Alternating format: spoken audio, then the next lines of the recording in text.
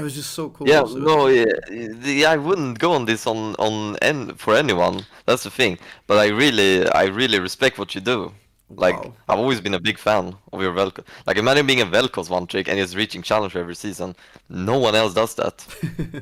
I respect you too much to say Wow. no. Wow. Like that's oh man. Hello everyone and welcome to the Beyond the Void podcast episode number 3. Today I'm joined with, well, to be fair, the biggest personality so far we've had. We're joined by Simon Baus FFS Hofferberg, and he is the CEO of Shilling, the inventor of full AD lethality Sion and the Inting playstyle. The man who is solely responsible for your top laners ruining your solo queue games. How are you doing, man? I'm doing great. Thanks for inviting me. No problem. You're one of the people I always wanted to talk to. We play a lot in solo queue together. Like I remember you from so many seasons ago, and you're one of the rare people that I cannot think of a bad interaction with. Because solo queue is just wild. It brings out the worst emotions. With you, I told this on stream yesterday when we were playing against you, and it's just when I play with you or against you, it doesn't matter. Whether we're winning or losing, it doesn't matter. Because I just feel like you never get really toxic in a game. You're just playing it for fun, which is, I don't know how you do it. Like, you're one of the rare people to do that. Like, how do you play this game for fun? And just never get competitive and toxic. I wouldn't say I'm some kind of special in that sense. I think I have just a different mindset going into the game. I don't play to gain LP. I do play to gain LP sometimes when I'm working on something. For example, when I was in Korea, I guess I wanted to climb really high then, and then I realized with a completely different mindset going into the game, I started then becoming frustrated in my Mhm. games. Maybe not, yeah, in a way frustrated. Like, damn, I actually lost here. It's like, the biggest difference you can make is your mentality going into the game. It's Yeah, not caring about if you're winning or not. I can see that. I feel like that as well. I tend to have that same exact mentality of just chilling and playing to play as well as possible, like regardless of the outcome. But I noticed the small differences in myself, like you said in the when you play, like let's say when you go to Korea, your sole purpose is to climb high, and if that's not working out in short term, you kind of lose your goal and get frustrated on DLP. And the more competitive you get, the worse it gets for your mentality, and you get more toxic. But you did Yeah, climb in Korea. You got challenged in Korea, right? I did, yes. And you also got banned in And Korea. I did for that was a rough one, but I did get unbanned. So you got I just banned want, yeah, after I just playing want with to say, Faker. I did, yeah. I just want to say first, because we played a lot, and I've never had a bad interaction with you either. Like, you Oh, never seem to give up games or spam surrender votes, flame people. Like, you seem to be a diamond as well in I'm to annoying to like play that. with. Yeah, I'm annoying like that. I never give up, and we just hostage Yeah, you people. pressing all the time. Yeah, I will rarely surrender. Yeah, yeah, that's for sure. I don't know. I That's just a good like thing.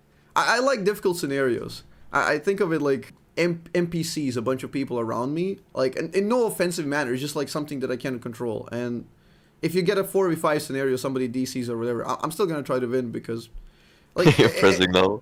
yeah, is that much of a better challenge, and it's bigger glory if you win 4v5.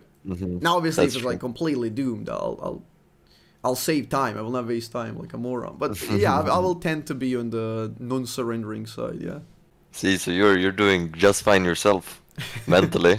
So I played against you yesterday. I didn't expect You you didn't to get you see. didn't get frustrated after that game, winning lane and then losing the game. Happens. It's just the Yeah. nature of it, because like you tend to you win like marginal games like 55%, even if you play like really well. It doesn't really matter. I'm hmm too used to it.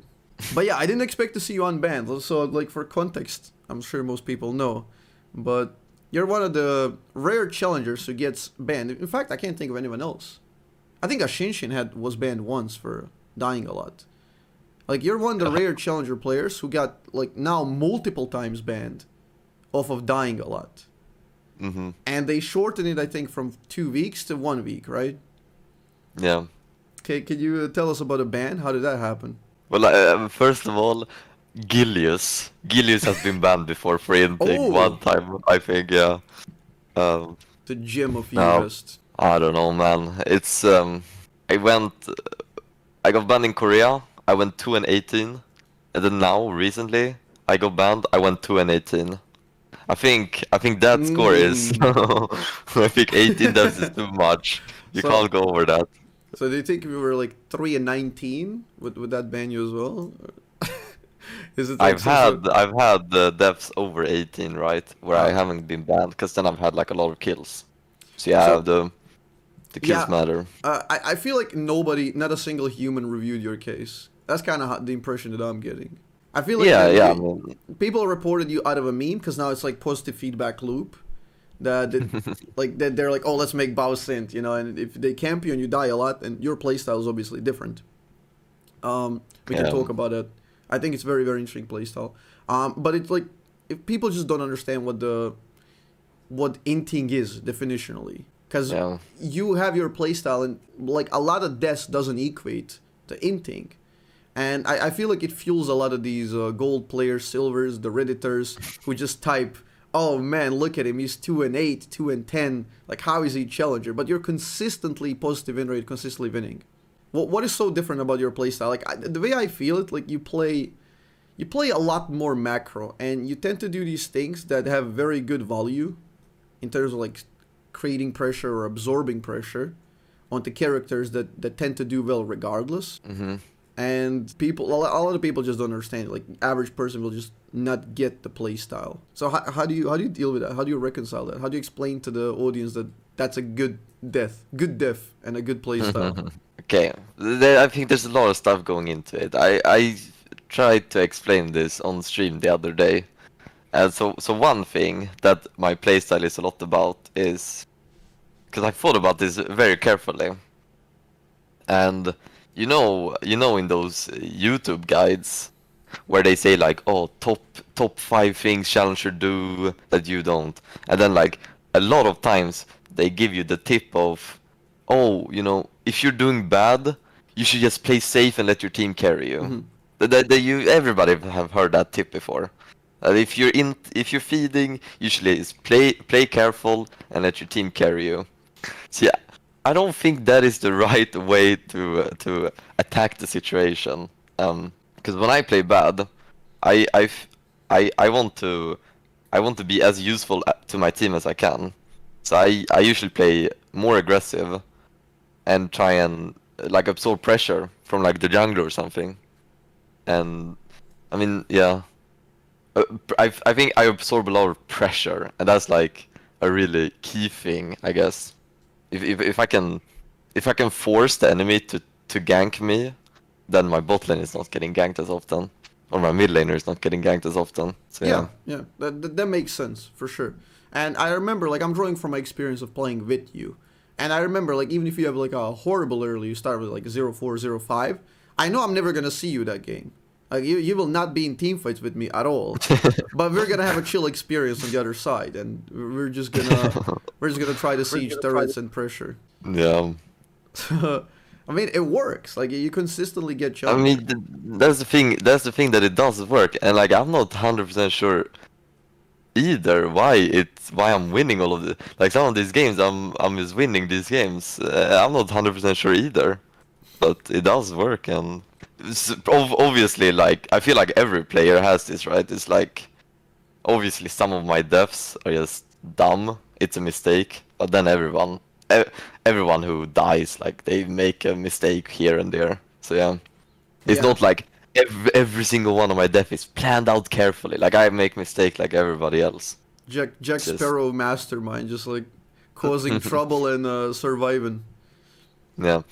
It's just maybe some of my deaths are like a little bit more planned out, and Yeah, I feel because like coming from also yeah. I also believe that um when you die, you give 300 gold when you die. Yeah, that's not the changing point of the game. 300 gold here and there doesn't really matter for the game. It is what really matters when getting a kill is the CS you get, and the CS that you um Deny. like deny exactly from your opponent. Because when you kill your opponent, you crash the wave, and then an entire wave crashes. That's another additional like 150 gold, and then maybe you get a plating. That's up to 300 gold extra then. So it doesn't matter if you die. It just matters what the opponent gets when you die. If you're able to not get denied that extra wave, and you don't let your opponent get that extra plating, then he loses half the value of the kill. Yeah, yeah. So I noticed that because you're awfully good at managing waves, and you know when you can press on and play aggressive. So oh, you thank you. like very often you will get ahead in plates while losing the lane or dying, like classically losing the lane. And it's one of the Hmm. things I guess like you're kind of abusing the lack of knowledge of enemies because they Yeah. don't know exactly what would work. And that's a core like common fallacy I see with a lot of people. Like when I'm coaching, I will very often catch people like not understanding like the principles of the game, because the goal is to destroy the nexus. How do you do that is by removing enemy champions from defending it. So Hmm. the whole point of removing them is so you can well accelerate your gold and close the map down. Like you need to create pressure points and destroy the enemy plates and turrets. People just in lower elo have this curse of just perma chasing kills, always chasing kills without like really Yeah. understanding what to do after. And even if you Hmm. get a kill on like an offbeat, like sometimes your wave pushes, like slow pushes to the enemy after a kill, so it's not even like that great of a kill. And Hmm. yeah, it's very very like unclean play style that leads to that. So your approach is I guess the exact opposite of that. You don't necessarily focus on kills. You just get like 10 CS per minute and play pressure. Yeah, I mean, many of my games I have 0 kills, right? Maybe one kill here and there, but I still have the most gold in the game. Like I guess I would say what I'm best at is just getting a bunch of gold, whether that's taking platings or just farming every minion I can. So I always get a lot of gold. Yeah, I was gonna say that like for people who got criticized, like obviously when you get banned and stuff like this, you're a prominent figure, very popular. So there's gonna be a bunch of people on Twitter who don't like you for some reason or another, and they're gonna use it as an opportunity to just try to shit on you and just flame you and say, oh, this guy got banned, he's playing like silver, he's dying a lot. Ironically enough, you're one of the most consistent players in high elo in solo queue. I mean, Yeah. when you think about the core game, because you don't tilt, you don't lose mentality, and you focus on the game to win always. Like I'd rather have somebody die a lot than like play very nicely like that and have pressures like because you're behind, you're ahead, you're gonna apply pressure no matter what. You have people who either get ahead or don't get ahead and then just whine about it the entire game. It's just super useless. So Yeah, I mean, I mean, I don't wanna be like, I don't wanna disqualify all the hate either, cause like if you go back to those games that I played that I got banned for, I was kind of the main problem for my team. So it's not like, oh, I got banned. Like, sure, I shouldn't be banned for int feeding, cause like I was obviously I cared about. you I tried. didn't. Yeah, I tried, of course. But again, I was the main reason why I lost the game, because I just got absolutely destroyed. Um, but yeah, I feel like once in like everyone who plays will sometime be the main reason why you lose the Of game. course, that's the game. Like It's just when I do it, I die 18 times. When someone else does it, maybe they die 9 times, but they I don't know, maybe they didn't apply as much pressure as I did, maybe they this or that. So you can solo lose the game with different in different ways. Of course, me, I just played absolutely terrible. I lost every trade those games, and yeah, the ban just happened with the automated system, so can't really fault Riot for it either. do you have Just confirmation that was automated? Because that was my reasoning as well. Like, I just felt nobody looked your games. That they just go yeah, through the yeah, system, check like, oh, well, a bunch of bad scores in a row. Okay, take him out. yeah. So I don't know. I think it has something to do with your deaths, and if you get reported all of those games. yeah, it Uh, should be some KD algorithm that like differentiates like the average player and compare to like a chronic inters. They probably have some like machine learning data on inters, like how many deaths they have, and yours come awfully close. So they're like, okay, get this guy out. So I've been banned 3 times. First it was Korea. No, first it was in EU, Yeah. and then it was Korea versus Faker, and then now the first time I got banned in EU, uh, it was rough because I thought about this, and if you're playing high elo US, you play versus kind of the same people all the time. Yeah. The same names pop up, and there are some people who dislike me very much. So what happened is, I played versus these I don't know, the 2-3 players. I don't know, it was late at night or something, so I kept playing versus the same guys, and I did not do very well. And I know these players, and I know that they report me after every game. No matter what I do, they will always report me, right? Bastards. So yeah, I think that was one of the reasons I got banned first time, is because they literally report me every game, these guys. So it just looked like, because I had bad games, so they just, like Riot system, you saw like 14 deaths, 13 deaths, and then just report, and then it's like, they take one with the other, and then I get banned, I don't know. Then it's chain inting. But yeah, often I feel like it can be hypocritical just because of the scores and visibles. Because like it's no real difference than picking like a hit or miss champion when like a jungler plays Nidalee and doesn't get fed. That's a game where you don't really have a jungler. Yeah. And it's just you don't really hear that much criticism about that because it's not like as visually as obvious as seeing like 218 or something. Yeah, I had Nakali in my team yesterday who did like 2,000 damage at 20 minutes. Yeah, And like, I that's was like, a far worse crime than just a bad score. yeah, I mean, worse or not, it's like she solo lost. When I die 18 times, I solo lost. It's just different ways of solo losing games, really. Yeah, yeah.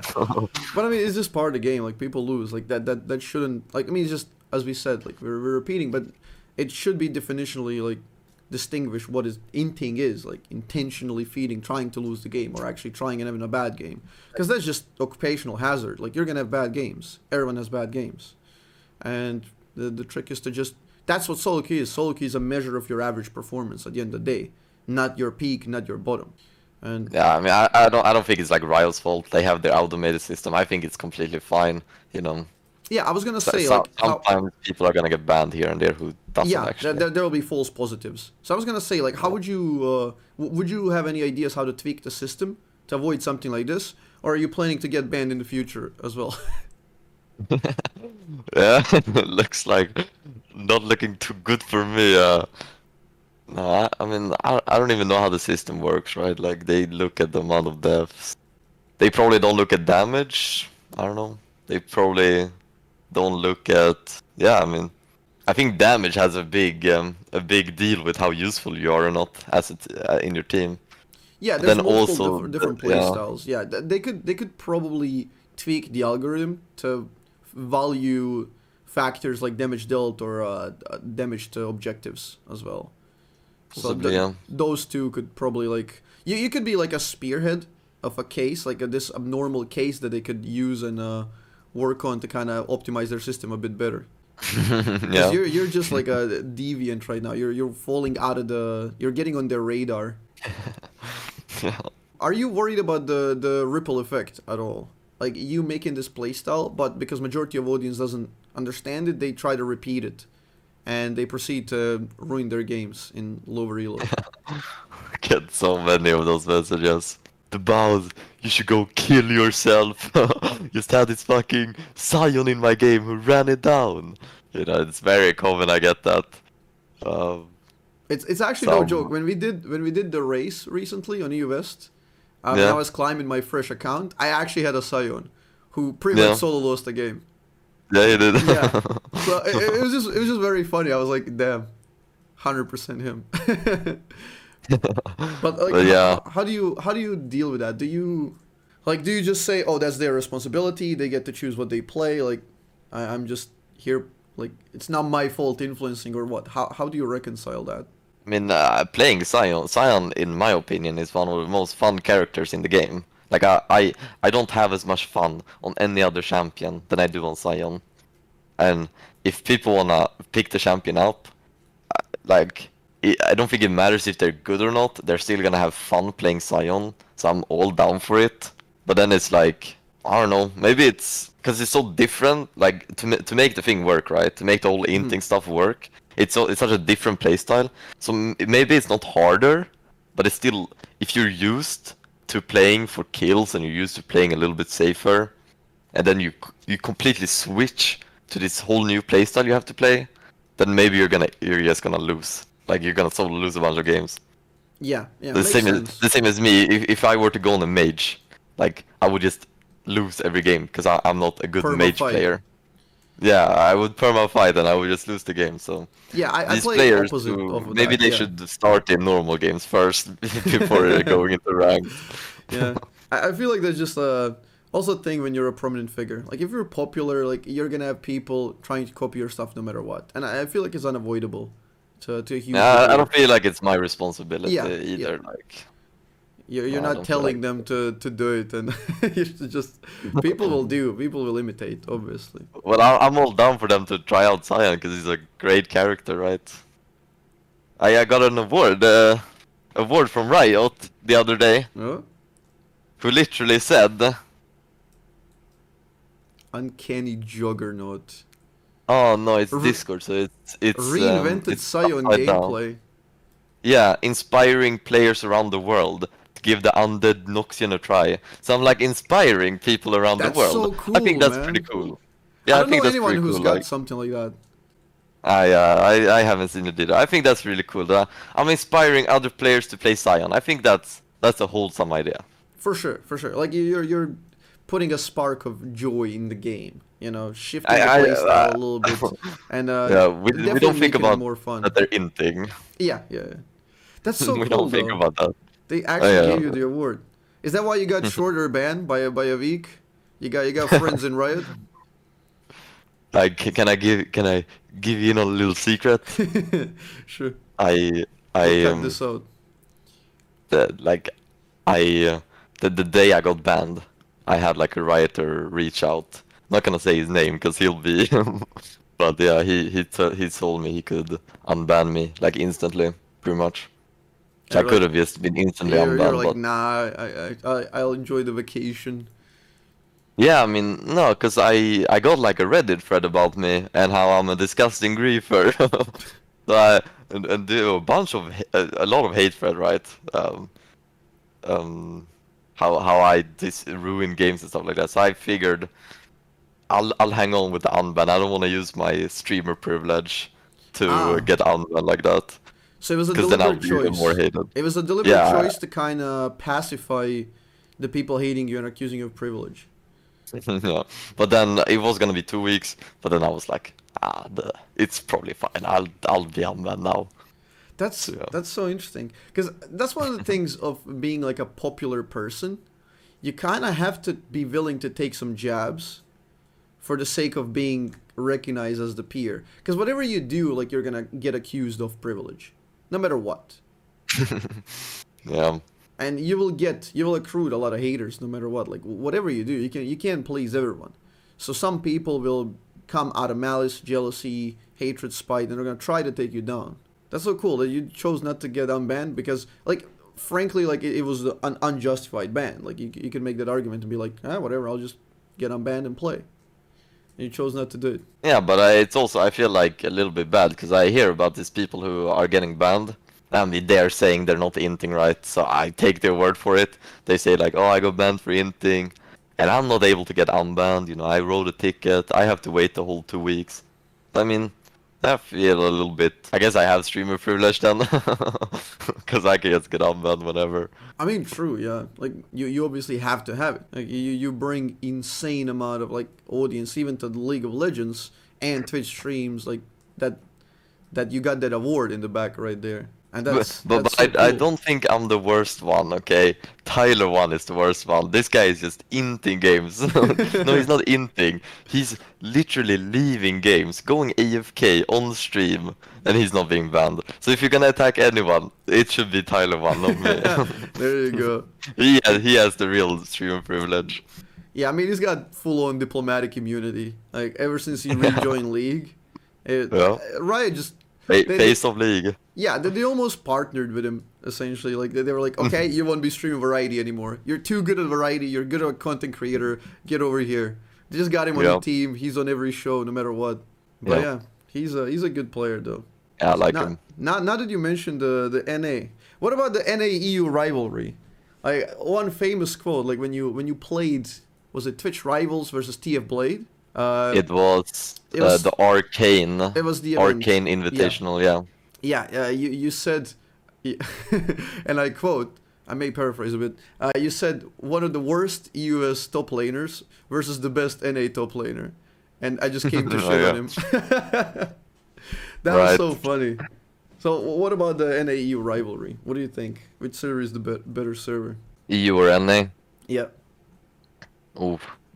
Hard choice for sure. No, EU is way better. We have, we have just the superior players with the more IQ as well. more Like we're IQ. just way better. Yeah. I thought you were gonna try to explain it like in some other like Uh, factors like high IQ. there's so many reasons for why we're better. We have ping advantage. We're more amount of players. There's so many reasons, but we're just better. Like it's a known fact at this point. Obvious fact. I mean, I was rooting for NA on so many worlds. So many worlds I was straight up rooting for NA. Because I felt Yeah. like the early seasons, like season 2, 3, 4, like the rivalry was so fun. It was so cool going to Riot Games and then seeing the entire chat, EU this, NA that, EU this, NA that. I loved it. I love that. People would get so competitive and it would elevate the game to a whole another level. It would become like tantamount to football fans, like just shouting, going crazy, like going for their teams, being insanely patriotic and all of that. But like to a normal degree. And it was all super fun. But NA just couldn't get out of groups for so many years, and I was rooting so many years, like Team Yeah. Liquid, TSM, let's go, Cloud9. And they just never been able to do it. And it's just, the rivalry just faded away. It's so boring now. I mean, I would 100% agree with you. Like, the worlds that is coming up, or MSI, whatever, I would want to see NA make it out.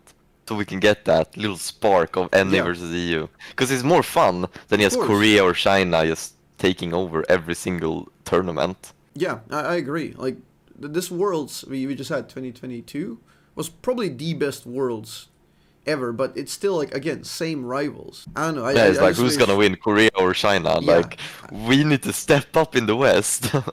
I just can't wait. Like, EU is always looking good, but then they EU is a bit inconsistent in the performance very often. I feel like they have I feel insane like peaks, EU, yeah, but they just fail sometimes. they end up choking or something. I don't know. Like when it matters. Yeah, I'm not sure. I don't know. Maybe they're playing Fortnite instead of practicing or whatever. Who do you think is gonna win this year then? Do you think EU or NA has a chance, or are we still behind? We're behind, definitely. We're behind, and Yeah. especially after chatting with Yamato, he gave me a little bit of insight on the training differences because he coached Yeah, in well- Korea and EU as well. So he has a lot of insight on that, and I don't know. I just feel like it's not taken as seriously as competitively. You're going in to just show up to Worlds instead of to win it, and the practice goals are different. So you're putting in different hours. You're giving up less of your life. I mean, as absurd as it is to say, but you pretty much have to give up everything in your life if you want to be the best at this game. Like, you have to Yeah, I practice can imagine 15, that. 15 hours a day, and you got to go absolutely crazy. I can imagine that, and like it's not only that, but like there's probably like you need to have good reflexes just naturally, and you need to have good like there's just stuff that like you need to be you probably like at this point because there's so many damn players and people are getting so damn good. You probably need to be like a naturally good player and also train a lot to be the best of the best. Like you Yeah. need to be a faker basically who also puts in the effort. Yeah, I think so. As soon as you got into mainstream, you got so many people playing that it's just not enough to be either talented or hardworking. Because early I seasons, think so you, too, yeah. you could be one or the other, and now it's come to that point where you're like going for the Olympic gold medal. It's like you just Yeah, because can't. yeah, You I can't remember drop playing trainings. a few seasons ago. I played, and it's like you could kind of outplay these guys. Man, these days, like you watch like a platinum player, they know the right build paths. They're like playing macro. They're doing this. Like people have gotten so damn good. Everyone has gotten so damn good in League of Legends. It's incredible to see, actually. Yeah, yeah. The average skill definitely went up in the recent years, and even like the game itself. When you think about it now, it's way more complex with more complex champions, more complex kits, harder to Oh execute yeah. stuff, and people Oh yeah. still perform, and they're really good. Like I don't know. I often see like platinum players, like as you said, who are really good, or diamond players who just lack a little bit of context in their decision making. Like, but their gameplay is very solid. Yeah. It's just that sometimes they need a bit of tweaking into understanding the game as like why you're doing something. Because that's something that I 100%. guess is like the hardest thing to learn, which is also like the most, I don't know, it gets really weird. I see a lot of people are really good also, but then fail at some very obvious concepts because they just get carried away. Either they're going for montage or whatever, but they're just trying to break the game when they don't need to. So NA EU rivalry. You also beat Yasuo in a 1v1. Or Yeah. Yasuo. I feel like all of these NA streamers, it's so easy to beat them in the 1v1. Like, so easy. These guys are just not good. These NA streamers. There you go, NA streamers listening. You gotta practice. No, but I would love it if Riot made more events where Mm. they would include, because right now the only events that are happening are literally streamers making stuff. Like what you guys had, climb stuff, climb challenge. It's Yep. like that's made by a streamer. You know, prize pool is by the streamers. I feel like Riot should hook us up a little bit more, and because they used to make, I remember there was some, or maybe that was Twitch Rivals and it wasn't Riot. Maybe it was Riot. I think Twitch Rivals did most of those events. Yeah, I don't and remember a that's single like so solo fun Riot. when they make you like they organize a tournament because it becomes so much more like fun in a way. And imagine having like an EU team versus an NA team tournament. That would be so fun. Well, to spoil a little bit, but yeah, as you said, like most people, like it's just organized by people. Elite organized the one on EU West, then Dante's did the one on NA, and Hmm. Dante's will be creating an EU versus NA race at the start of the second split. So spoiler. All right, yeah. No, You I did get invited to that. I think I yeah. passed on it though. Oh really? Why? I don't know. I think it was something in Korea, yeah. Yeah. So the gist of the race is gonna be a bunch of NA streamers versus a bunch of EU streamers on Korea. So Right, who right. gets higher aggregate LP together? So I think it's Yeah, pretty fun idea. And yeah. I'm not gonna go to Korea until later this year. I'm pretty sure. waiting to get unbanned Korea. There. Still waiting. No, But it's but yeah, honestly, Riot should do something like that. Like they don't have to do as far as that, like EU versus NA in Korea, but they could just make like server, like on the reset of the ladder, especially now that they're resetting the ladder twice a season. Why not spark the competitiveness by just adding minor race and the first guy to challenger gets like some special award like you have in the background, like the that fastest would guy in be pretty challenger in cool. that season. He gets just one. What is one award per server? It's pretty much nothing. Like they used to send out Mm. 300 jackets per Yeah, the server. challenger rewards would be so cool. I still have mine, right? That's not Yeah, something I throw away. of course. It's actually cool. It's super cool. It actually looks good. I wore it like a few times. It's pretty damn good. But mostly like I don't wear. Did you get beat up? No, like the Oh. fun. Yeah, most people don't know what League of Legends is in Bosnia. So I mean, I guess on my IT university when I was going, some people did know, so because they were in IT. That's cool. Yeah. But yeah, most people just don't know. They're just like, oh, it's a weird jacket, you know. Yeah, the backpack is a bit, I don't know, it's dubious, Yeah. but the jacket is kind of cool. Yeah. But either You got way, it's both of just, them? yeah, either way, it's just a cool idea to have. Like, why wouldn't you do something like that?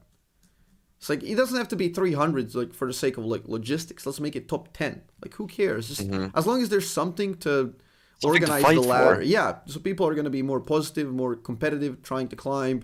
Like, why wouldn't they endorse climbing? It's such a no-brainer to me, but They invest I all of feel, this feel money. like Yeah, in general, Riot is putting more resources into pro play and esports, and they kind of giving up, not giving up, but they're putting less into streamers and solo queue. Because I think League of Legends esports is so massive these days yeah. that This it's next probably year, their main. 2023 has the highest fund of all years so far. So it's the Yeah. biggest investment.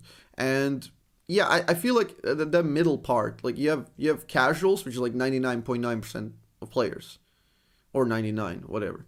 So you Hmm. have the casual players who they cater to with fun game modes, stuff like that, maps, events, all of that. Then you have pro play, which kind of carries the game in the global scene and brings new audience to the game, because the more competitive it is, more people come into the game.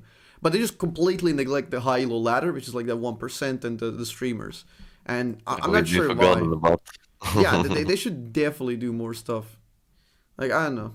To me, it sounds like a no-brainer, but maybe they have their math. They figure out, like, whatever streamers are addicted, they depend on the game. They're going to stream anyway.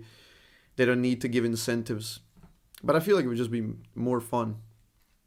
But because they did the backpack thing, and then the next year they did a jacket, and then they did one more year with another reward, yeah, Uh, like two, two, physical. two backpacks, I think. The Okay, black one and the, yeah. the blue one, yeah. So you'd think if there was any problem, they would just do the backpack. Oh shit, guys, this was kind of hard to do. This ended up being pretty rough. We're not gonna do it. But they did it like 3 years in a row, so it was obviously working in a way. Yeah. Don't I know why mean, they would remove it. Did they ever give an explanation for that? oh, I have no idea. I looked into it, but nothing was like too clear in terms of like, Mm, oh, this is definitely the solution. Why they didn't do it? Like, it just, I don't know. I just felt like they felt like, I guess it was too much of a hassle, like logistically, because they have to send like 300 backpacks on 300 different locations, and they all have to make, like, I don't know. It's just a lot of maybe it's work, I hard. guess, for a little. Yeah, Because I mean, there's like a lot of servers, so you multiply that by 10, 15, true. and it's like you guess the huge numbers. So it was a lot of money to invest, but they didn't gain anything like in the short term back. So I guess they were just like, okay, this quarter we lost like 3% of our stocks. Let's next season no backpacks, save some money there, budget cuts, you know. But yeah, how did you come up with your play style? Do you have like a distinct moment where you realized, oh, game can be played in this way? Because as we said, like the standard playstyle, the one I engage in is like the classical. Like I learned the game to play in season two. That's when I understood the game kinda. And I Hmm. pre-season three I went to high elo, and that's when I was like, okay, you gotta be really good with your farm. You gotta control the map. You gotta go as little deaths as possible to boost up your average performance. It was just the classical playstyle. So when did you click and figure out like, oh, I can do this and still win? I think I started playing Sion in season 6 or season 5. Um, yeah, I mean, well, because I have this thing of my KDA having a bad trend. Because in season 7, I had like averaged, I think I had some crazy average 12 kills per game or something, and then average 7 deaths. And then season 8, I had average 10 kills and 8 deaths. And then next season, 8 kills and 9 deaths. So it's been going this thing where I get more and more deaths per season with less kills. Uh, so I don't know. I think it sounds passive in general. It's just incredibly OP, and I've learned more and more how to use it well. Because like sometimes it's actually better to die and use the passive than to not die and don't abuse the passive in a way. So I think Hmm. I got better in that way, and that made me die more maybe. But yeah, Interesting. it's weird. I don't know when I started really like. Maybe it was when I started streaming in season 9. Then I really started like, cause then it got more like that's what I do. I kind of int. So I started Hmm. like thinking more about the playstyle and thinking more how I can um like do what I do in a better way. I see. So So you were naturally had that tendency, which is also absurd in like season six. Season six was like the slowest season of all in terms of like mm, KDA on worlds. Like there was like a kill first blood at 20 minutes. The game was pretty Right. much sold. Everyone was playing Giga Macro, super slow, no kills, and you were like going 12 kills with 7 deaths. It was Yeah, I ridiculous. guess I've always played really really aggressive. I guess I think that's the the biggest reason is just I play always so aggressive. I always want to fight people. That's so cool. Yeah, that's like because the game was really sold, and you just went the opposite way, and then you gradually became more and more like okay, I'm not even gonna bother getting killed, even I can get this and plates and farm, and then you go into that positive feedback loop. When you go in the stream, it becomes your brand, and you're like, Yeah. okay, I want my KDA to be as gray as possible. Let's go below 1 KDA. You know, it's like a meme. People reinforce it. You get subs, donations, and I mean, yeah. yeah, but then I mean, I feel like the game has also went in kind of my favor. Playing got introduced Hmm. the new bounty system. You know, back in the days, Oh people yeah, couldn't get high bounties. Now they can go up to 1K.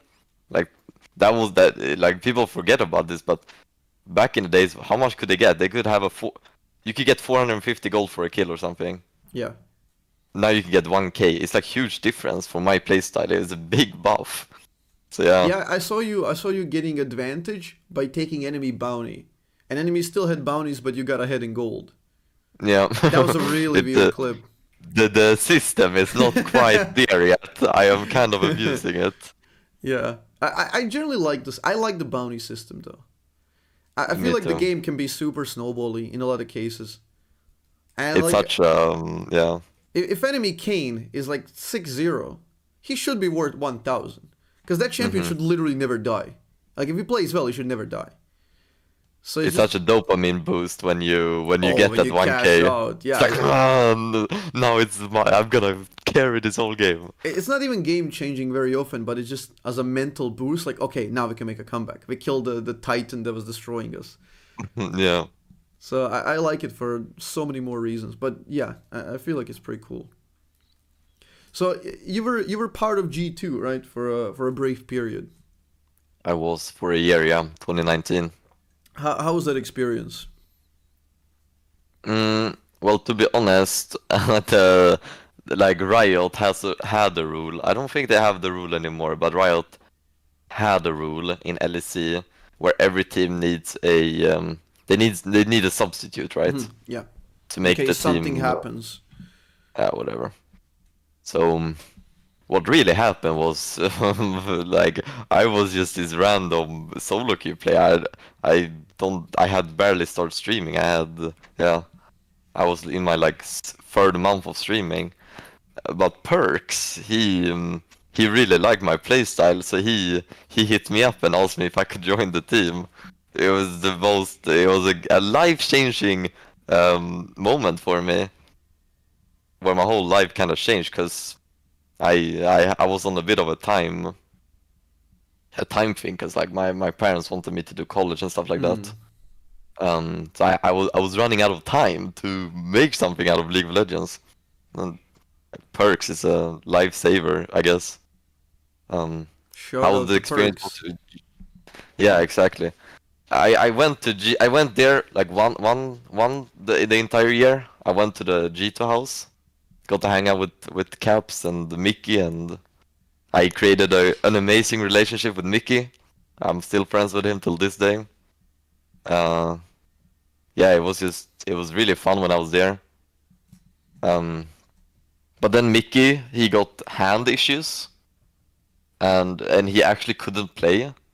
But of course, I can't be substitute in. They only took me in because they needed a legitimate team. So then they hired a new substitute, Promisq, Hmm. and then he took over. Like he started going on all the events and stuff like that. So I didn't get to do much for the team really. I got to be with them one time. So you Um, were just there as like a formality to complete the team. yeah, exactly. It wasn't like, yeah, but still, it was really fun to be a part of the whole thing, because I've always been like a fan of esports, and like yeah, it was really fun for me personally. Yeah, I think most people who are like in streaming career right now, they originally wanted to go into esports, and esports was like the original dream. And then eventually you just figure out, oh, you can monetize just playing and streaming and having your own thing. Mhm. So Yeah. that's very cool that it became like a life turning point. Because again, like you're going from high school to college, right? Is that how it works in Hmm. Sweden as well? So Yep. you're figuring out, you're on a time crunch, figuring out what you want to do, which university, which college you want to enroll in, and then you're like, oh, boom, this worked out. Like you got into. So that's when you first became like popular, right? Yes, that they helped me get my first boost of viewers and popularity. So G2. what is the feeling? Explain to the audience, because there's infinite people watching you right now who want to do the same exact thing. Who wants to become a streamer? Yeah, Yeah, no doubt. I There's so think many. yeah, yeah. Streaming has really blown up lately, and I think I saw like a study or whatever where like kids who what do you want to grow up? What do you want to be when you grow up? And it's like when we grew up, everybody wanted to be like a police officer or Hmm. astronaut, like fireman. And then nowadays, all these Zoomers, they're like, I want to be a YouTuber, YouTuber. yeah, yeah. Streaming is still a bit niche. Yeah, I saw that. Yeah, on the study, Yeah, how everyone does said it YouTuber. feel? It is the best job in the world, in my opinion. So like being a streamer, I would not want anything else for myself. Getting to I think the biggest thing for me is I just like to entertain. I like to show. I've always wanted to show my play style, and I've always wanted people to see me play and to entertain people. I've always liked that. Um, so yeah, if you only do it because like you wanna, I don't know, play video games for a living, but you don't enjoy um you don't enjoy the whole streaming part, then I don't know if it's a great choice. But if you genuinely enjoy streaming, whether that's when you have zero viewers, then because I enjoy streaming when I just had two people in my chat, and they would be like, "Wow, that was really good." I enjoy streaming then. So if you don't enjoy it and it's worse, then maybe it's not a career you should pursue. But 100% go for it. Like it's the best job in the world. That's a great tip. That's a really great tip. I like that. Cause yeah, like you feel like a natural entertainer, and that's kind of part of why you were able to like relax and have fun in so many of these games. Cause it doesn't matter. Like even if you're having a bad experience in the moment, you're still there to entertain and create good moments for the audience. So you're kind of externalizing that experience and sharing. I also maybe I'm not that much anymore, but I used to be very shy and introverted. So Same, yeah. uh, one day I got this big host, 1,000 viewers I think it was. Um, I was so much pressure put on me because I'm very shy, right? And it like imagine if you're having a presentation at school, right? And it's really rough. I used to hate having presentations at school because like man, it was too much pressure. Everybody's eyes on you. It's like man, One um, mistake can ruin it all. yeah. But then I don't know. I think I've learned, or like I've gotten a lot less shy, and I've just kind of embraced it in a way. So yeah, it's gonna be scary in the start I to tell these start people, streaming. I tell these people when they ask me a lot as well. I was quite a lot of an introvert before, Mm, and streaming definitely did help me open up. Like two things in life really helped me open up, and like I'm not really extroverted now. I still love being on my own. I still love doing like all my stuff, but I got way better with conversing with people, and I got way better mm-hmm, at opening up. And one thing was streaming, and the other one was getting a girlfriend. Like those two, mm. because my girlfriend or now wife, she's a bit of an Oh. extrovert, and she kind of helps me get out of that shell. And same thing with the streaming. I had very often before the stream I would like meditate 10 minutes, like thinking about like, oh, I'm gonna press start stream, like what can happen. It's like two viewers waiting, like two viewers are gonna be there, and I'm still like panicking, like what's gonna happen. That's the thing. It's actually a lot of pressure to just be there and being the main character, because that's what you are in a stream. If you're the one starting stream, you're the main character. It's up to you to entertain in a way. And So it is everyone, a lot yeah, of pressure. yeah, everyone feeds off of your vibes as well. If you're having a shit day, you can't really be negative on stream.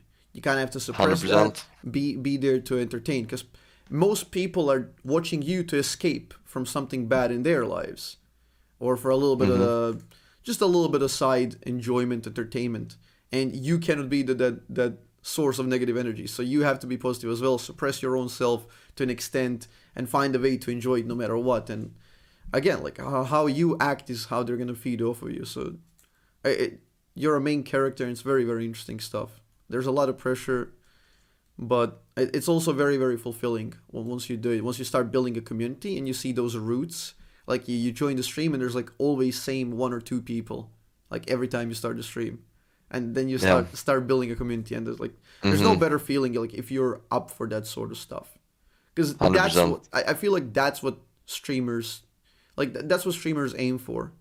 Like I don't know a single streamer succeeded who said I want to get rich, I'll do it. Yeah. Like everyone I know is like, oh, I just love doing this. I love sharing this. I want to show people like this very weird thing that I can do. I can entertain. Have some weird personality talk. Those are the people that make it, in my opinion. I didn't know you were married. For how long? 4 months, no, a bit Oh, longer. really? Yeah, quite recently. How is it feeling? It's pretty good. Yeah, it does like Yeah. it doesn't change much. People like blow it out of proportion. It doesn't really change that much. Like Did you have a crazy wedding? nah, it's like 80ish, close people. Not too much. 80. Yeah. That's quite Is a that a lot. lot? Is that a lot in Sweden? I mean, my family, I would probably get like 15 people with my whole family, up to 20 with my friends. 80 is quite a lot, I think. I don't know. Yeah, 80 here is like a minor thing. Because, Really? yeah, people here in Bosnia, they tend to have like 150 to 250 to 300 people. Yeah, it's like a bit of a Jesus. cultural thing. You call like the cousin of your cousin of Right. somebody. It's just you get a bunch of people you don't know. So we kind of went for like a short circle, and very short circle, like only the immediate people I really know, and I'm like very nice, good with. So That's I nice, don't know, man. it's weird cultural thing difference. So how did you Wait, get how old are you first? 27? 27, right, Yeah, okay. I'm a bit older than this whole You're a boomer. boomer. Yeah, yeah. I tend to be a boomer, especially like when you factor in that everything in Bosnia here is like delayed compared to like the progressive countries by like 10 years or Yeah. 15. So tend, tend to like enjoy the boomer stuff, like getting born and like watching Back to the Future or stuff like that. It's like movies from the 80s. But yeah, that's like, so do you have any hobbies other than streaming and playing League? Like, what do you enjoy? What did you enjoy in these last 7 days? I mean, my mom always said like that I have the best job I can wish for, because when I don't work, I still do the same thing, right? Like when I'm not streaming, right, working, I still go and play League. But other than that, I don't know. I have a few friends I love hanging out with, so we do that once every week or something. Um, I've started working out a bit. Oh yeah, That's been I saw fun. your workout routine, like the image, like when you show progress. You're Ah, right. No, you're I looking wasn't ripped. working. I wasn't working out then, no. The In Korea, I the was. challenger with Yeah, the right, body right. physique. No, I mean now thinking about it, I don't really do much. I watch other streamers a lot. Hmm. Watch other streamers, watch shows, I guess. I guess I'm very lazy.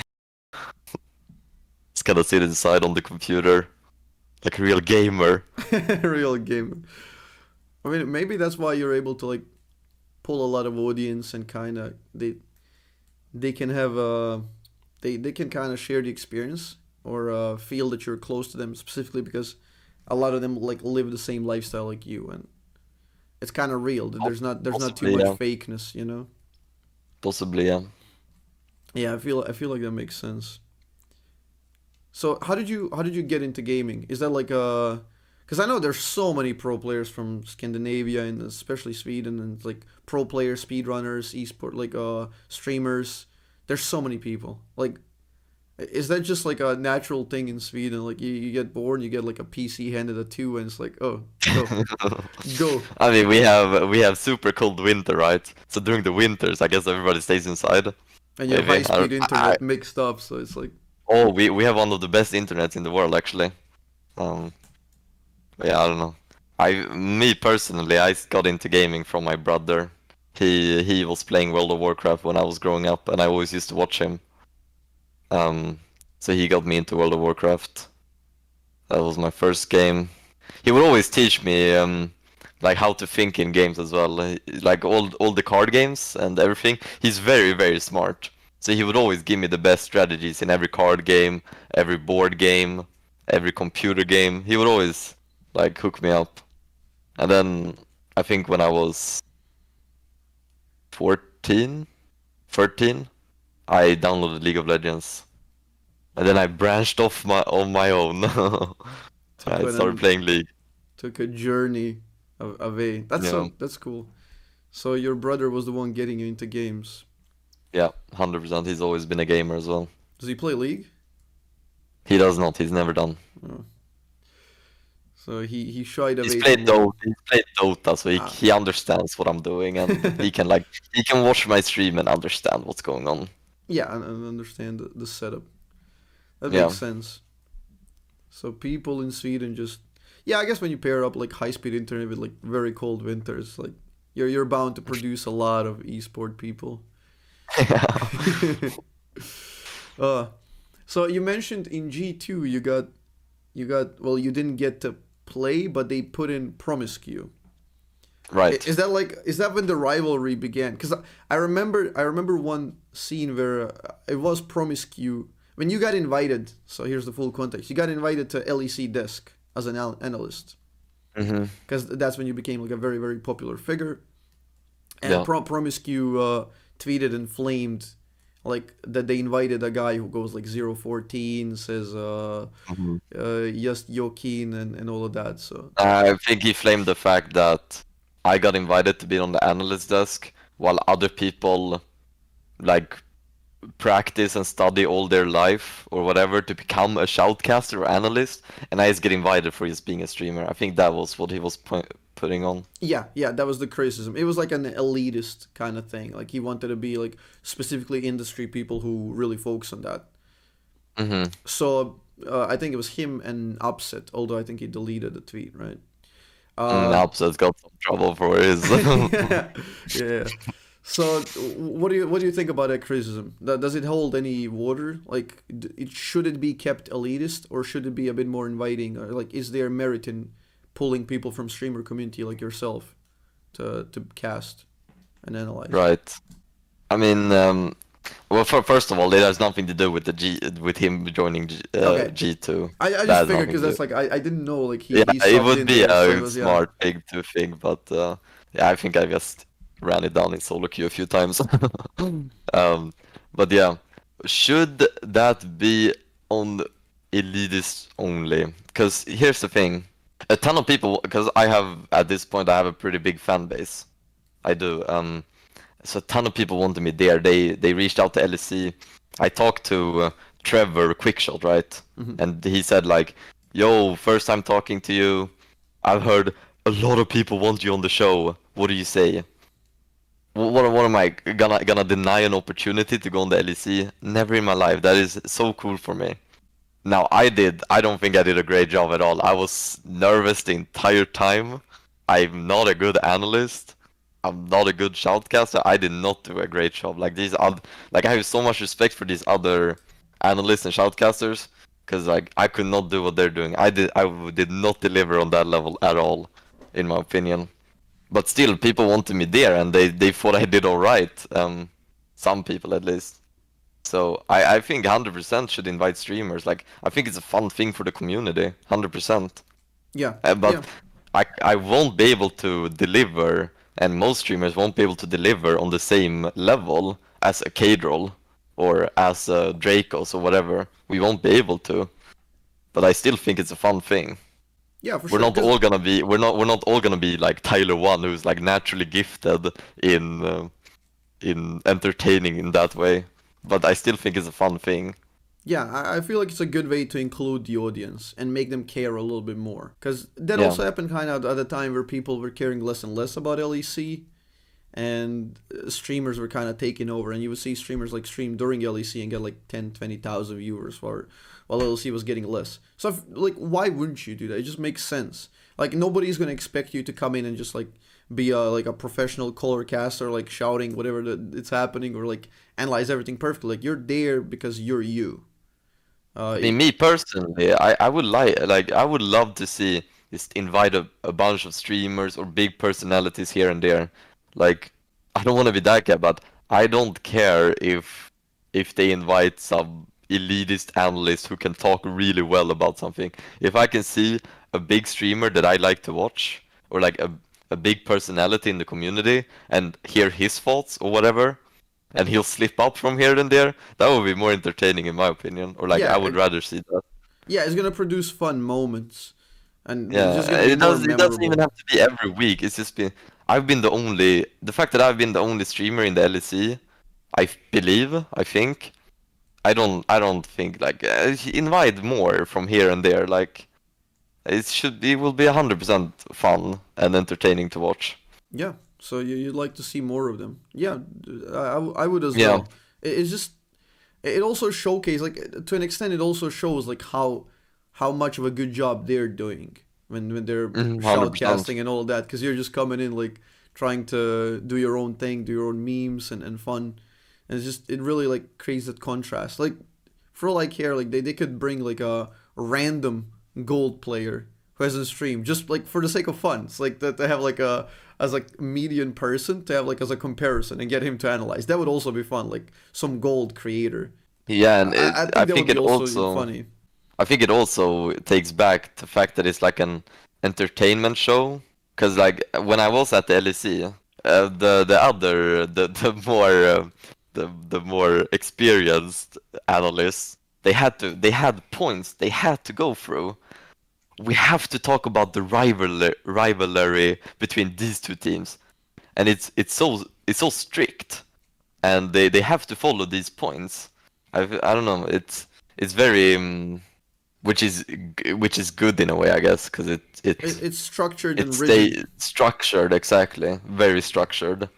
Which if you go back a few years, imagine going back to season one when people were like, what was that? Like interviews where all people around them were walking and shouting and Yeah, everything, and they would like try to scream into the mic to hear it. it Like was way less Joe structured. Miller and D-Man. Oh, that Yeah. was brilliant. That like, even now, like, you can find so many funny highlights from their broadcast. Like, I think it was Jason Kaplan as well, like, from Go for Lol. Like, they did so many fun random interviews, like Yeah, it was a lot more inappropriately like, touching yeah. with Speke, and it's like they're talking about Soraka bananas, and they had like their You own you weird you didn't memes. know what would happen. Now going into LEC, Mhm. you know the exact structure is pre-game show, game, interview, break. And then repeat, repeat, repeat. There's nothing, there's no wild card, I feel like. True, true. I enjoy like when they would like pull cyanide randomly to just like go on a analyst desk like after the game or something. It was Yeah, just like 100%. he would ramble some funny stuff. Yeah, that the wild card is missing. You're right. I feel like it's too much structured nowadays. It's just, I don't That's know. just my opinion. Of course, I don't think they should change their product. It's working. Like we're the Oh, biggest it's definitely esport. working. Like the production needs to look professional and all of that. But Yeah. it wouldn't hurt to have something like that, a bit more fun moments, especially like when you're trying to do like rivalries, like if you build up like a EU versus NA or MSI or something like that, then you pull like some Mm. fun creators, for sure. Do you have any life goals? Because you said this is your dream. This was your dream job. You love doing this. Yeah. Like, do you think like how long you will be able to do this? And do you have any other plans after streaming, or like separate on the side while you're streaming? Right. Life goals. I don't know if this is gonna sound like my life goal is to marry the person I love and make a happy family. I don't know if that's like a weird life goal. When it comes to working, I want to work in the gaming industry. Like I know I'm not gonna be streaming forever, right? But when I'm finished streaming, I would love to work maybe in esports, like behind the scene, something like that. Hmm. Because I just love the whole. I love the people that are in this industry. I love gaming, so that Game would be my dream. gamer at heart. I mean, as for the first goal, like that's just majority of humans. It's not a weird goal. It's just that Yeah. nowadays it's not very like glamorous for people online to say something like that. But it Mhm. truly is just a humbling thing, and you do you. You know, you set up, you organize your life, and you love it. You don't necessarily have to like achieve something crazy, like in order to be Yeah. happy and fulfilled. So that's cool. And as for the other part, like you already won, like you already like I think you're the most popular EU streamer that does it on English, right? Most popular EU streamer? No Yeah, way. on English. Who's more popular? Yeah, Jankos. I mean, I don't know. The popularity contest is weird because, like, I think I'm maybe the flavor of the month, which is It can probably be gonna run volatile out. for sure, but like, from the Yeah, EU like consistent English streamers, maybe like maybe one of the for sure, like the point still stands. Like you're already like a core figure in this League of Legends streaming space. So you already have a Mhm. personal brand. People know you, and I have no doubts you will be able to market your skills, brand, and talent like in the and levy it in some way in the either background or foreground of esports. That would be fun Would you like if to I have a was able to team? do that. Oh, a team. You wanna hear in on a little bit of a secret? Always. I actually, I'm not gonna say from what team, Hmm. but I've gotten the opportunity to be the head guy of a team's academy team. So it would be like team name, the Bausffs, and then I would choose the players to pick from and everything. I've had that That opportunity. that's wild. So Yeah, it's crazy. I so mean, I, you didn't I do didn't it? accept it, right? It's a full-time job. I want to be streaming. Hmm. Yeah, I But mean yeah, like that was a crazy opportunity I had. that's funny. Like, but to be fair, like I know it's mostly not about money, but even that, like, like esport business is hard. A lot Yeah, of esport companies are not like very profitable, and they're operating on like a 100%. so like to give up streaming. Like, if there's a job that requires you to give up streaming, like there's no way you're gonna go for that. Hmm. Like they have to pry you away from your dream job and also like somehow make like offer you better money, which is just Hmm. I don't see that being possible. Yeah. So how long do you think like League of Legends and streaming off of League of Legends would be viable? In general, or for me personally? Well, either way, honestly, like how like Yeah. will you burn out or will the game burn out? I mean, a lot of people say like the game is dying. I don't Yeah, think that that's the they've been case at saying that all. like for 8 years now. Yeah, it's like the game has been dying for 10 years now. Uh, no, I think we have at least another. But that's the thing, because you don't know, right? It's so hard to tell with these things, because like how, yeah, we all thought like World of Warcraft would last forever. Now it's super dead. Like there's a few people who play it, but Yeah, it's not nearly as many. to be fair, World of Warcraft has like the most like hardcore addicts out of any game. Mm-hmm. They just True. play no matter what every expansion, and they're just gonna grind that to oblivion. No, but I Although it's believe I no believe longer League mainstream. is the problem with League that I have is that we're not attracting many young Mhm. viewers. Like all the young people are going on Fortnite or whatever. So like eventually we're all gonna be too old. Like what, are we all gonna play League of Legends when we're 35 years old? It's like maybe. Boomer category. But yeah, eventually like all the people that play it, unless we attract younger viewers, we're gonna be too old and we're all gonna get a life. But I think we still have a few 5 years, 10 years Mm. in us, at least. Yeah, I would say at least 5 years. The game is Yeah. just it has such a base around it, and like for all the criticism people give Riot, and I criticize, and I'm sure you criticize as well because you're a streamer and you play this game every day. Like for all the criticism, the company like in aggregate overall is doing incredibly well. Like which game has stood the test of time for 13 years and been on top? Yep. Like it's been on Yep. top for like 11.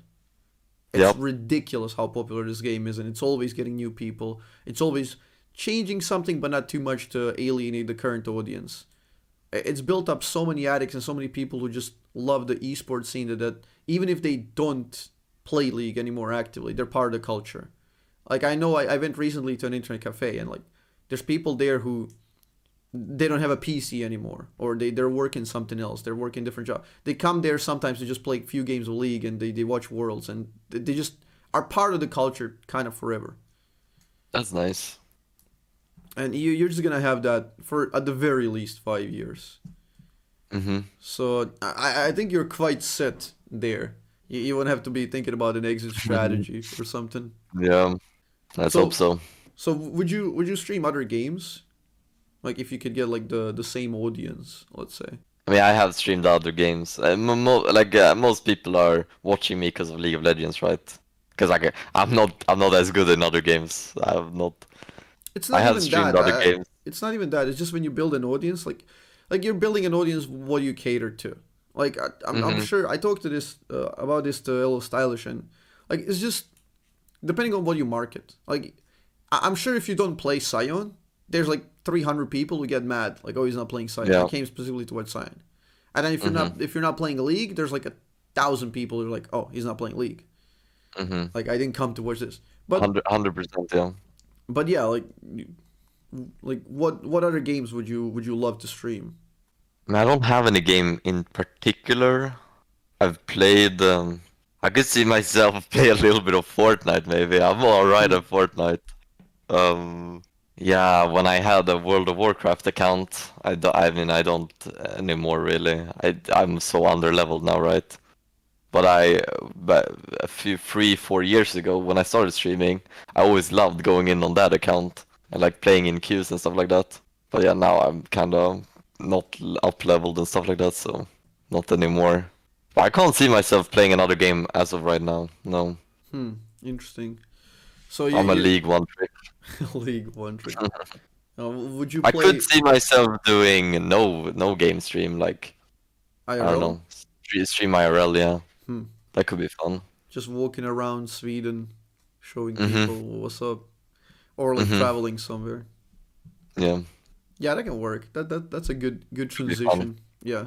So it's kind of pointless to ask, what is your favorite game of all time? Because I know what people would Yeah, wanna they it is would kind of wanna they pointless. wanna get a recommendation, but okay, you know where to log in, guys. I still can't reconcile this. How do you stream and have a half a large stadium watching you? Because like you pull 10 to 20,000 viewers right now. Mhm. Like, do you ever stop and reflect how absurd that is? Yeah, no, I never really like, and I don't think about it that often like that. But when I do end up thinking about it, it's like it's so crazy. It's unimaginable. 10,000 people is. I feel like if you were I'm thinking I'm about very it, I'm very fortunate. I feel like it would be so like overwhelming if you were to stop to think about it. It's like, oh, there's so Yeah. many people. Like, what do I do now? And it's just you can't please everyone. So that's the streamer mentality. Like that you have to like develop slightly thicker skin eventually and roll with the punches and just understand that some people won't enjoy it or they're gonna come to flame and criticize. Yeah. Do you deal with that well? And did Yeah. streaming help like dealing with that? I don't think I get like I don't think I get as much hate as some other streamers. 'Cause I haven't really been involved in a lot of drama and stuff like that.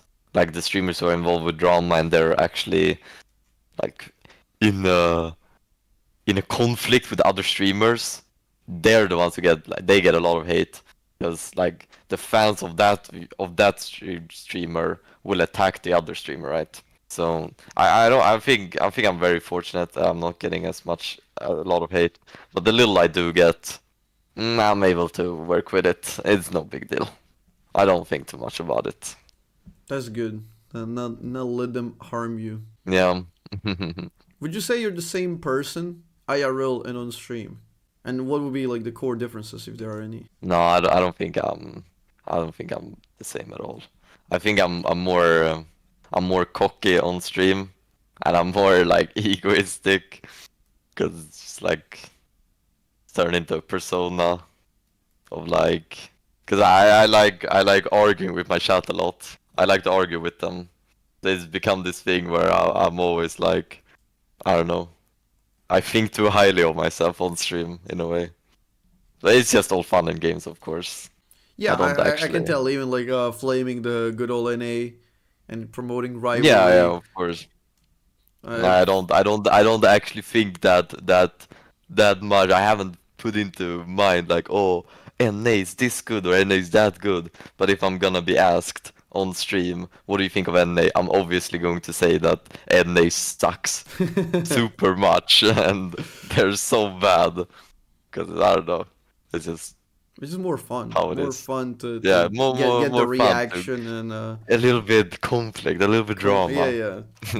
It heightens the stake of whatever is happening. It's like, Hmm. and that's the thing in game as well. Like saying, "Oh, I'm better, I'm the best," arguing with chat, and Yeah. then it kind of gives you motivation to prove them wrong and play well and do Mm, stuff. 100%. So, do you like the champion select Anonymity? It was very contentious recently. Some Yeah. people really hate it. Some people really love it. I think there's like two different angles on this because I think as Hilo, I think champion anonymity is actually like it's actually a bad thing in a way because like if I see I have Azzapp on the team and I don't know, he's asking to play support. Let's say I was a support main, and I go support and he's asking for support, and I see Krug. I'm not gonna give support, but if I see I have Azzapp, it's like, oh, maybe I should give support then. Because so in high elo, when you know everybody's names, it's a lot easier to maneuver. Because now it's like, can I support? Give me your OPGG, and then it's like, It's like I black what someone market did, deals, underground deals. Like yeah, give me this, and give me that. what a lot of people do in top lane is they are like, yo, can I top? And then it's like, give me your OPGG, and it's like they send Sukil's OPGG, but it's not Sukil. Yeah, people playing dirty games. Yeah, Yeah, so that could be easier if we get to see names in high elo. I enjoyed the aspect of having that like having the familiarity of common players. Like you know all the people in high elo and you kind of know what the game is. But then on the other hand, I feel like that like 1 minute, 2 minutes of not knowing is probably worth the possible dodges and data mining and 100%, toxicity. 100%. Mm-hmm. Because Mm-hmm. I I feel agree like it just 100%. ruins the game. Because people are meta gaming. They're like, who's better at scouting? Who's better at OPGG Yeah, checking? but Instead like of the in the game. the thing with like OPGG checking before the game even starts is so trash. It's like, man. So I think I 100% agree. I think Anonymy champion select overall a good thing to reduce dodges 100%. Yeah, I've been noticing less this season already. Me too. It's definitely better. Like, you get to play more games. Especially, like, when you pair it up with high-low queues, when you wait for 10, 15 minutes, and then somebody dodges. Like, you just want to punch a wall. Like, I just wasted my time, did nothing. Like, it's wild, but it's much better now, I feel like. And, it like, even the just general attitude of going in a game. Like, oh, this guy picked a champion that's like 3% less win rate than the main champion he's playing. Like, I don't want to play, and then they're like gatekeeping, Yeah. eluding in there. It's like, oh, I can't play if you play that.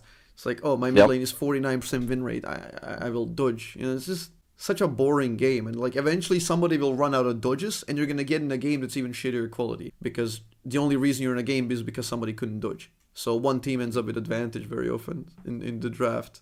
And It's I just feel like also when you could see names, people would always check OPGGs, and they would like see like, oh, okay, this guy is on a losing streak, and that would put like that would make it more higher chance to lose because they would just be tilted.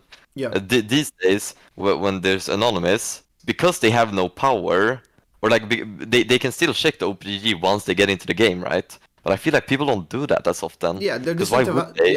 decentivized They have because no. they can't dodge anymore. They're committed. Yeah, exactly.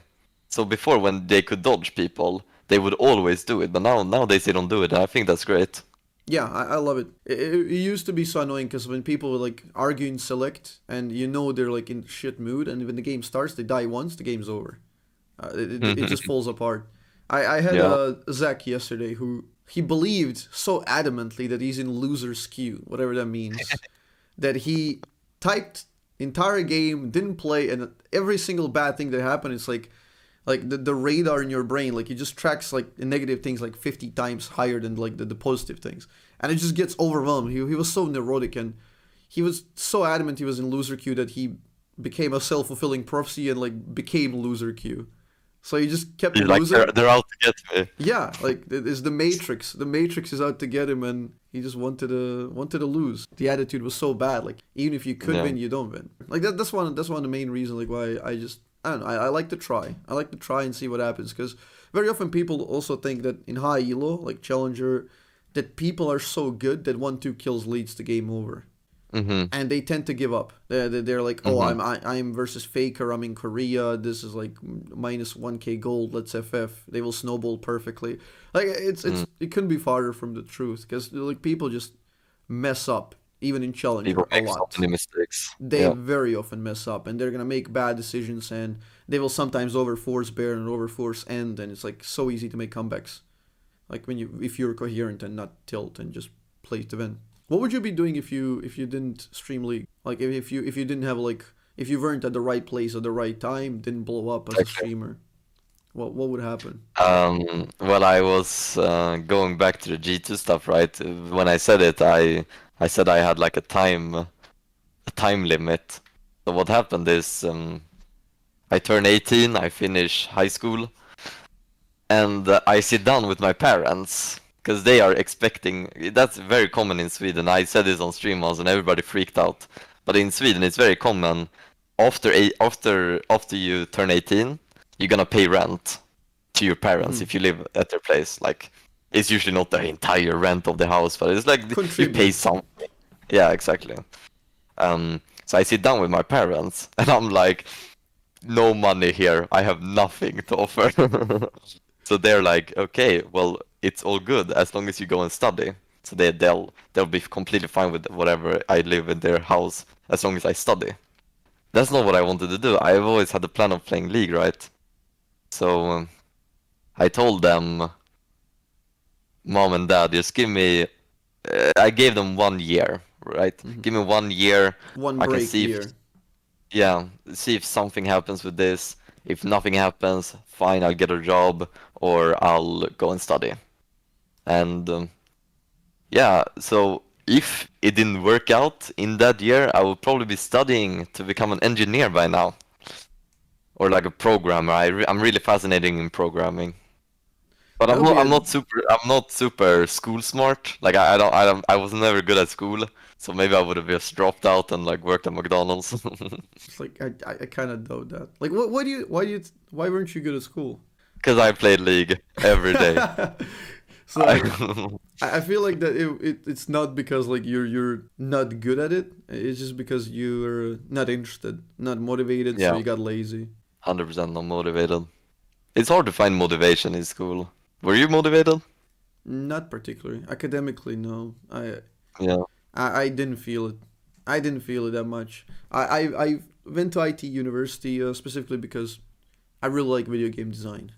I love Hmm. video game design, and I took this kind of after my brother. My brother he's a painter right now. He finished art university. When he was a kid, like I'm 4 years younger and 8 months. So I like he would be drawing always like the comic books when he was like very young. He would be Hmm. drawing comic books, and I would like copy after him, but I would be drawing video games because we were Okay. playing PlayStation 1 and all of that.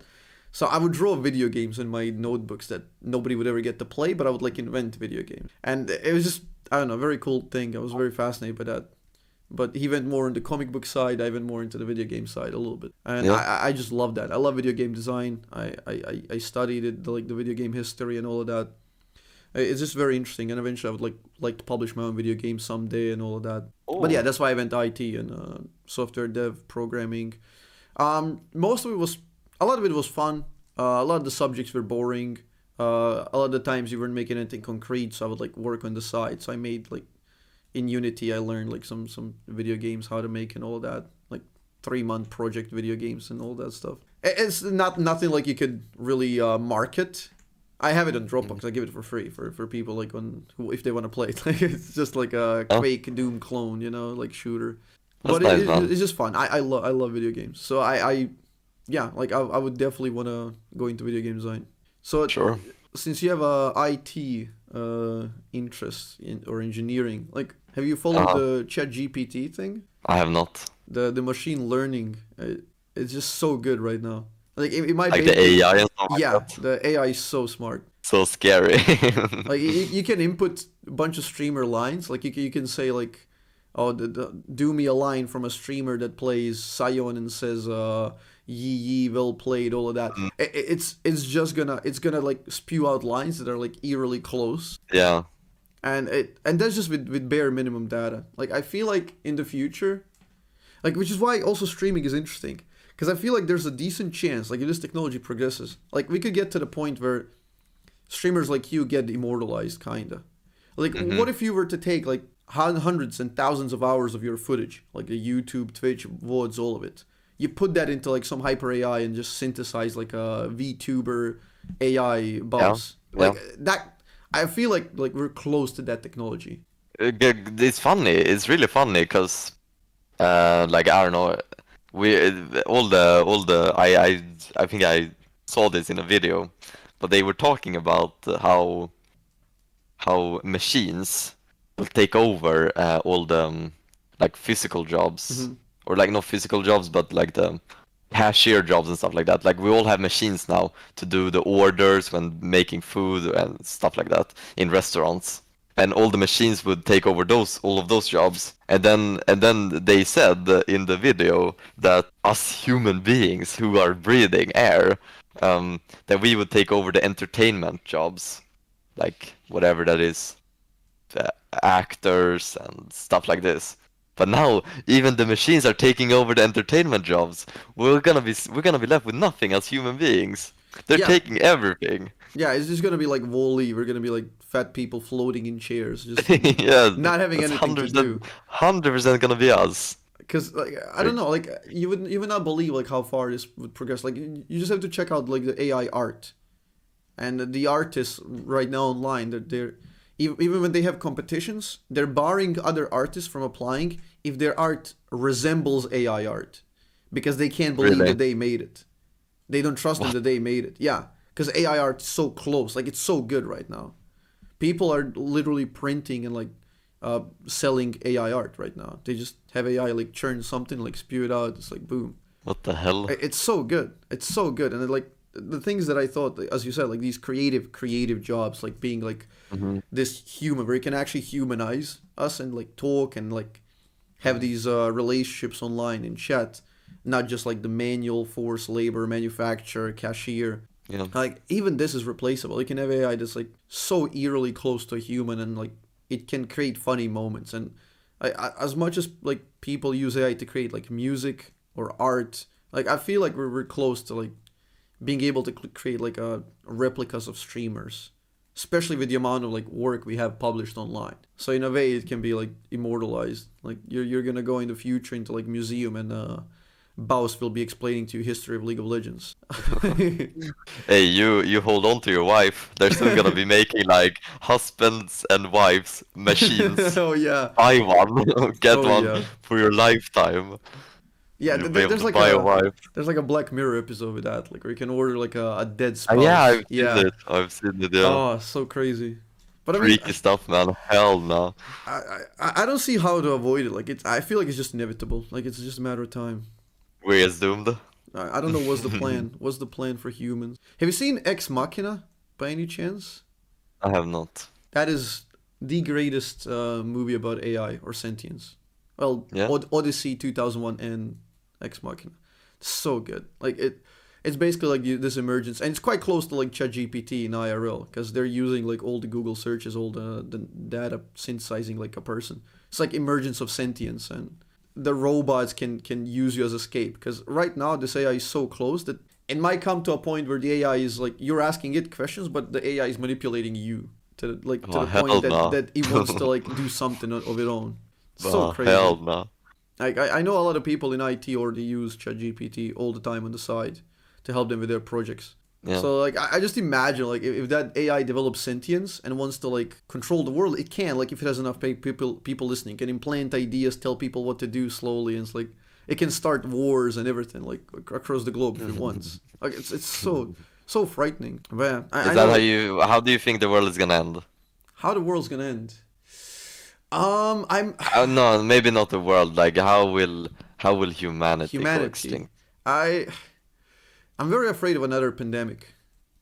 Yeah. I think that's a highly likely contender. Mm-hmm.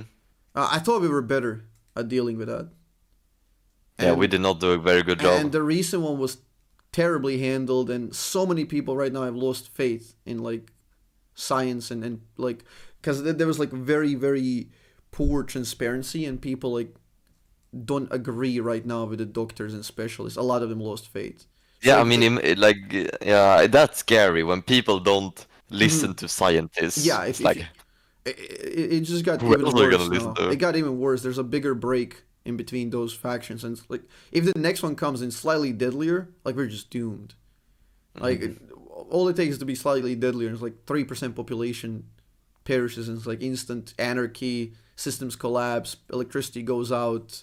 People start stealing, Yeah. robbing. Like it's just a mess. So I I think don't it's a know. snowball effect. Yeah, for sure, for sure. I mean, although now with the wars, like the nuclear threat is getting bigger with the Ukraine Hmm. Russia, because nuclear Yeah. winter can also be very deadly. Blocks out the sun, we freeze, electricity goes out, doomed. Asteroids not very likely. One of those two. AI, I don't know. I don't know about AI. Will AI like Elon Musk? I know he said like that's his biggest concern. AI. I feel like it has a lot of threats, but I don't know if it's like if it really like make us go extinct. I don't know. I believe we're gonna kill ourselves. Like it's Yeah, gonna be something man-made that mm, just that's most whether, likely case scenario. Yeah, I whether would it's like agree. war or if it's yeah something. Yeah, the humans are just wild. Like our ability to kill other human in the last century has grown 1 billion fold. Mm-hmm. So it went from like single guns, like single action rifles or whatever, and like to nuclear warheads and like hydrogen bombs. So And now I we're creating machines that can also kill people. It's like, yeah. have you not watched Terminator? It's like, what are these humans doing? uh, Terminator might be the timeline. That might be the timeline. You know. Yeah, Except like the time travel is a bit sussy. I don't know if they can pull that off. a little bit scuffed. Yeah, we're not there. Like, do you listen to any podcasts? Like, you told me you haven't done something like this, but you enjoy the process, I guess. I listen to some of Joe Rogan when he has like a Mm-hmm. fun guest on, someone I Mm-hmm. know. Interesting. Do you have like a favorite episode, favorite person to watch? I think he had Neil deGrasse Mm-hmm. Tyson one time. I like space stuff, so Oh, you like space stuff? Oh yeah. man, yeah, I've read Tyson. I'm a Carl Sagan fan myself. Oh really? Yeah, I've That's read nice. I've read every single book of Carl Sagan. Like, Oh really? Okay. yeah. I don't know. Space stuff is my bread and What is butter. what is special about him, or like what does he say that is very? He was the greatest science communicator of all time. He was the most influential scientist like in like the recent history. Cause not Yeah. because of the things that he's really like discovered per se. Like he was a part of a lot of projects like Mariners going to Venus and probes, space probes, all of that. But because how he communicated science, his unyielding humility, the way he had with words, he was like a poet, but he was going strictly scientifically.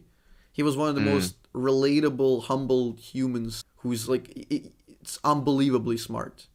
Like the things that man was talking about, like when you listen to the interviews or read the books from like 30, 50 years ago, like people are still catching on to that right now. Yeah.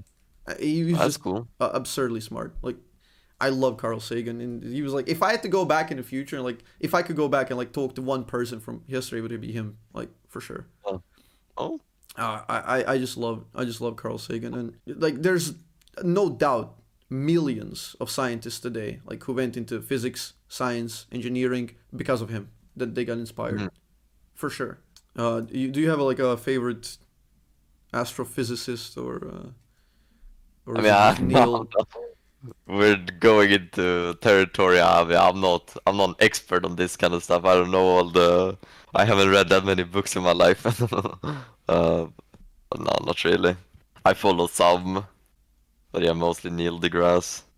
I feel like most astrophysicists, or like most smart people, they have a hard time making what they teach like interesting in a way. Yeah, yeah. That's a huge breakdown, and that's again like with the COVID handling, like that was like one of the issues because a lot of people can't communicate well, and they can't Hmm. like translate these ideas to layman. And Neil deGrasse Tyson is very good at that.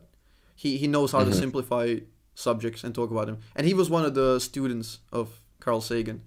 Oh, And really? yeah, like you watched. I don't know. Did you watch Cosmos from deGrasse Tyson? No. That's basically like a remake of an old Cosmos from Carl Sagan, because he was like Mm. he's his successor, if you will. So No, how about that? he has a lot of the same reasoning and ideas. And yeah, he's an interesting person that they can explain this. Like he does that like Star Talk radio podcast and Yeah. explain some ideas. But yeah, I just love that sort of stuff. Science, space. Like I originally wanted to study astrophysics, but it couldn't be done here, exactly Mm. where I'm from in Bosnia. There's no like good way to study astrophysics. There's no like Yeah. specialized universities or anything. Like you could just go into physics and then you become a teacher at the end. That's it. Right. So yeah, That's kind of lame. that's one of the things that really interests me for sure. Mm. I have a favorite quote from Carl Sagan, which is just, "We are a way for the cosmos to know itself." The most profound thing anyone's ever said, in my opinion. Like the way it explains and encapsulates the entire universe, like the Wait, star we are stuff, away to for the cosmos to know itself, because know itself. we're like this emerging consciousness that Mm. developed after like billions of years of like stars decaying, the star stuff explodes, and we are Mm. made out of those atoms essentially. So we are universe in itself trying to explore itself in a way. Hmm. Like we're experiencing the universe through our subjective lens of human bodies. It's just Sure, sure. so like spiritual. It's like it almost has that like religious appeal. I don't know. It's so cool. I love that quote. Are you religious? Uh you're running the podcast now. That's my question. Not particular. No. No. I recognize the utility of a lot of religion, um, but if like you're supposed to like blindly believe something, I don't know. I'm just a bit of an agnostic about that. Fair enough. I know Sweden is not very big on religion. No, we're not big on religion here. Like we yeah. No one when I went to school, like no one in my class. I think we had one guy who was religious, but you couldn't even tell. Like it's not something he took super seriously. Hmm. No. Never really crossed me, the whole religion stuff. But So I don't know. I get people like I think religion can be very good for like how to treat each other and stuff like that. as a some source You can of learn a lot from it morality. by that. But I personally have a hard time believing in Hmm. something greater, if that makes sense. Yeah, I remember like thinking about the religion a lot when I was like 12, 13. I was like, because I was like, you're a kid, you're curious, and you're like, wait, how did this world come to be? Like, and then you're like looking for answers, and then Mm, the religion is the one that like pushes itself there, like, oh, I know everything, I got the answers. Hold on, So, and then you like start thinking about them and all about the things, and you realize a lot of it doesn't make sense, and then it's like starts unraveling, and you realize about the whole like institutions. So how do you explain like the universe? Like how did we come to be? Well, I believe that these kind of questions will just like all of these questions, they're like, I feel like human beings shouldn't be asking those questions. Like this is what makes us like so miserable these days. This is why everyone is depressed because we're asking these two two big questions. We should just be animals who who only thought on our mind should be how to get shelter and how do we get food. I think Hmm. that will put our mind at ease. I think Yeah. these questions about how we came about and how big the universe is and all of these, yeah, they just put I don't like these questions. Yeah, to be fair, these questions like a lot of them are just ponderings, people just imagining and like thinking, like Yeah, practicing their it's all creativity. theories, I think. And yeah, like as soon as we were like as soon as we had enough abundance of food, and like the ancient Greeks when they had like people working for them, they liberated their Hmm. day, and they're like, okay, I got nothing to do but eat and drink, and it's like, okay, I'm gonna start thinking about stuff. So, Yeah. so yeah, like I feel like it's just impossible to avoid at this point. Like people Yeah. really aren't bothered by a lot of the basic we're needs. we're too well off, so we Yeah, can start thinking about other stuff. yeah. So you just like figuring stuff out. Like, oh, everyone's like, I mean, that's kind of like what pushed our civilization quite a lot recently. Like, Yeah, because I guess it's people, a good thing. yeah, and like now with internet accelerating, high speed information, infinite speed, like everywhere, everyone can Internet is learn. so broken, So broken, so OP, OP. nerf. Everyone can know everything. It's ridiculous. But I don't know, I feel like it's like one of the most misused tools. Like anything in life, it's a tool. Like you can have fire, like you can cook stuff or burn someone's house down. Same Yeah. goes with like any technological thing you develop, like rockets. You can go to explore space or like shoot them at somebody. It's like same thing with internet. You can use it or misuse it, and I don't know. I feel like You a lot of think we're people are mis. misusing it? I feel like a lot of them are, yeah. Yeah. And it's just infinite potential. Like, oh, if you just want to learn something, if you want to know something, if you want to achieve something in life, you can educate yourself on like how to go about achieving that. Hmm. Hell, even I like get lazy and like I look at cat videos or whatever. It's like you're going down the rabbit holes on YouTube, and it's like you're watching some pointless stuff that you don't remember in like 2 days. Yeah, yeah. Hard to resist. It's like a time waste tool Yeah, for sure. just to Like get the day going faster. the algorithms are so good at like keeping you hooked. Yeah. So at the end, tell me about your workout routine. What is the My workout workout routine to, routine. to, to follow? What is the routine? I just do I just do as many push-ups as I can. That's the only thing I do. Banger I don't I routine. don't I don't like the gym. I don't know, man. I'm still an introvert. I don't want. I haven't. I have like a card or like I have bought a subscription, but I haven't went yet. It's just like there, like motivation. Let me have it. Just in case one day I feel like it. No, but I mean I wouldn't say I'm not. I don't work out. Like I'm not a great workout guy. Push-ups are Yeah, a good bunch of though. push-ups. Yeah, I like them. Dude, can you disclose the number you're at now? I can probably do like 40 push-ups. 40. There you go, Yeah, chat. it's not bad, right? You That's lazy alright. viewers, get up and do push-ups with Baus. Yeah, you can run some routines there. Gotta get healthy with Baus.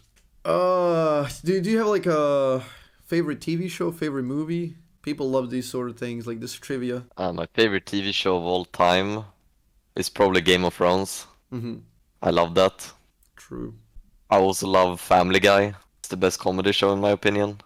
The my favorite movie must be. Do you know what Speed Racer is? Have you seen Speed Racer? Speed Racer. Oh, wait, that sounds familiar. Not the anime, the other movie, The the movie. normal movie. Yeah, Who is acting there? you wouldn't know that. I Dude, think it's a really old movie. I'm remembering something. I'm remembering. 2008. Yeah, these are. I don't remember these. I don't know who these actors are. No names. That's probably my favorite movie. Game of Thrones is just. It was like the biggest TV show. of all time. Like Yeah. I remember when it came out, it was so cool. I started like season 2. Like Hmm. when season 2 came out, that's when I started. I binged 1 and 2, Yeah. and I had to like wait every single next one. It was just Ew, wild. yeah, that must have been so annoying. Because I started like 6. So that was like, I could just take Run. all of them.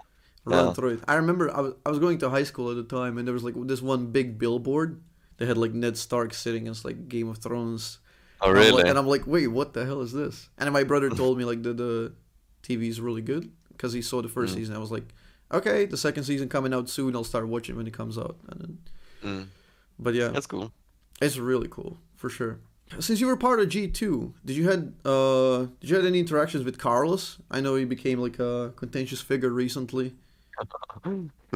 Yeah, I mean, me and Carlos, I when I was in G2, we hung out a bit. He guided me through the office and stuff like that.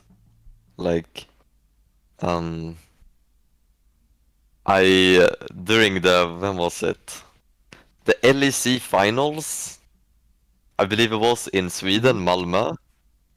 I attended that, and G2 was there as well, right? Uh, After the games, I got invited to like a high exclusive party with Lodge like all the Club. a lot of pro players, all the analysts, the casters, stuff like that. All the people that working in the teams. I got invited. Very very very nice that was. And then Carlos, he shows up a little bit later, like 2 hours after the party has started, and he shows Casual. up and he's like going up to me and like, "Hey, the Baus," shakes my hands, and he's like, "Yo, let me get you a drink." So I had a drink with him, and then a week later he became very controversial. Oh, that was 1 week before that? Yeah, it was pretty much a week later. Damn. So did you know him well, or just that one like No, I interaction? had no. I had no. I thought he was a genuinely funny guy to be Hmm. with before the whole thing. Yeah, I remember watching his older streams, like I don't know, like 2011, 12. He got me into playing Hmm. Oriana basically. I Really? watched the older streams, and he felt like he was a bit of an asshole-ish on the Yeah. stream, but that was like part of his thing, part of his shtick. Like he had the Yeah. scarf. He was very passionate. He wanted to beat people and all that. Yeah. Like it was a fun guy to watch compete. Like the backdoor and the whole thing. It was very cool for sure. Yeah. Not to put you on the spot. Do you have any opinions on him after this, like or or what? Oh, I don't. I don't. I mean, I don't know.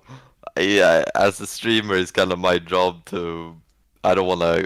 I don't wanna give out the wrong message when I'm so Mhm. influential. So Mhm. I just like to not have an opinion. So you're taking the smart route. Damn it. We're not getting a Yeah. hot scoop. Because, yeah, like these days, people have the need to have an opinion on literally everything. And that's one of the things that I Yeah. criticize. Because, like, you just hear one minor thing about something and then you have, like, the strongest possible opinion. You're either pro or against something. It's just like, I don't know. I People like to keep expect. my yeah. People expect streamers and figures like that who are in the spotlight to just have an opinion on everything. I think people in general, the fact that people just have an opinion about everything is kind of weird. Like, Yeah, I like, don't know. what do you know? Like, that's very nice. I think it's more healthy to be passionate about one thing and have opinions about that thing than to like, oh, climate change, I think this, and then this, I think this, and then this, and they have opinions about literally every topic in the Expert on world. everything. Just Yeah. hire him everywhere. Expert for every single topic. But yeah, I respect that. I like that. You're taking the very, very smart route. I don't Yeah, know. I felt I don't like wanna say the that wrong all thing. like accelerated insanely after like America Trump election. Like it got Yeah. so bad that people are popping into my chat and asking me like, "Did you vote? Who did you vote for?" I'm like in Bosnia. Like, what the fuck? I don't care about your problems. Get out. Yeah. It's Yeah. wild. It's wild. And just people expect you to just have the most adamant opinion on everything. It's ridiculous. But yeah, it's like it's smart to be like in your own humble in your own ignorance. And I mean, that's funny, right? Because I also got the like Trump thing, right? When Trump won, and it's like, oh, Baus, for first these dumbasses, did you vote? I'm not. I'm Swedish. Are you stupid? and then it's like, okay, you didn't vote, but what do you think? What do you mean I think? I probably know. I don't know anything about American politics. I know nothing. I don't care about it. And then I'm supposed to give my opinion and say that like one is good and one is bad is weird. Yeah, like it takes people like a lot of time and effort into actually understanding their own local minor like city council things, let alone like understanding across the world someone else's situation. It's like, and people Yeah. expect everyone to just be there like, oh, who do you endorse? What do you do? Like And then when you say you don't have an opinion, then they automatically think you're supporting like Trump, let's say. It's like, oh oh, yeah, you don't yeah. want to say, oh, well, that means you support Trump. It's like, no, that's not what I'm saying. I don't even know what he stands for. I don't know.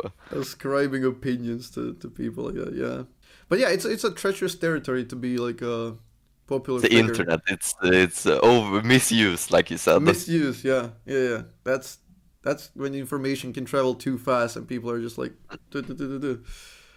But No. yeah, you're handling that well though. So you know how to handle that well. Luckily, I'm not I that big like of a I like to streamer, stick to so League of Legends. yeah. I don't like to go into these serious topics. Hmm. Yeah, smart. Makes sense. Like stick to what you care about, what you're passionate about, what you know about, just instead of Yeah. rambling stuff. It's been a pleasure. Like we did over 2 hours now. I don't know if I have anything else smart for closing remarks. I think this was wonderful. We went through a lot of things. You seem like a very very genuine person who cares about entertaining, doing your own thing, and I have no doubts in my mind you will continue to do so in the years to come. You're doing a great Thank you. job, and subscribe to Baus on Twitch TV, guys. It's only 4.99. Thank you Support the very man. much. And Thank thank you for having me here.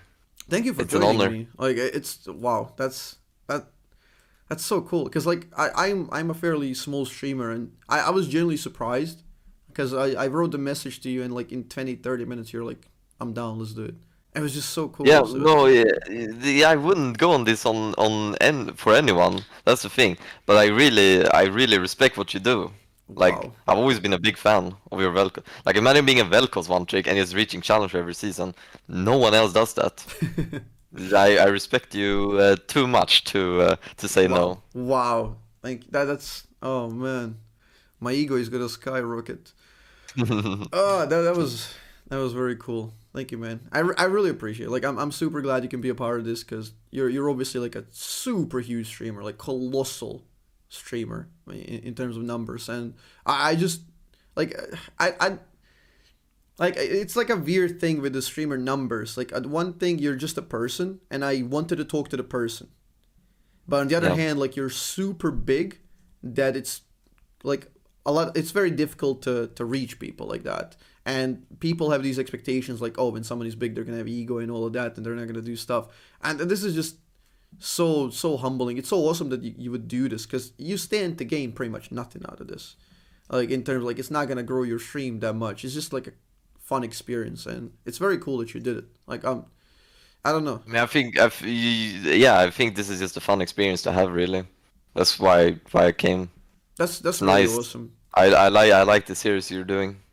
That's very So awesome, I and like to be a part of it. it's a step for me in the right direction. Like it invigorates me to do more of this sort of stuff.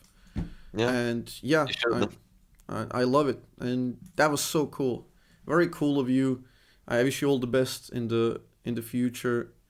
I really respect what you Thank you very do, and much. hopefully, like if this goes and I do more episodes, like eventually, like we get to talk again if something interesting happens. So 100%. hell yeah, that was so cool.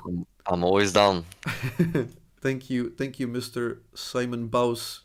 Thank you Appreciate very you. much for having me. Thank you, and yeah, I'll catch you on the Rift again tonight or tomorrow. See Yes, you you later. will. I'll see you. Thank you, man. Thank you. Bye. Appreciate it. Bye bye.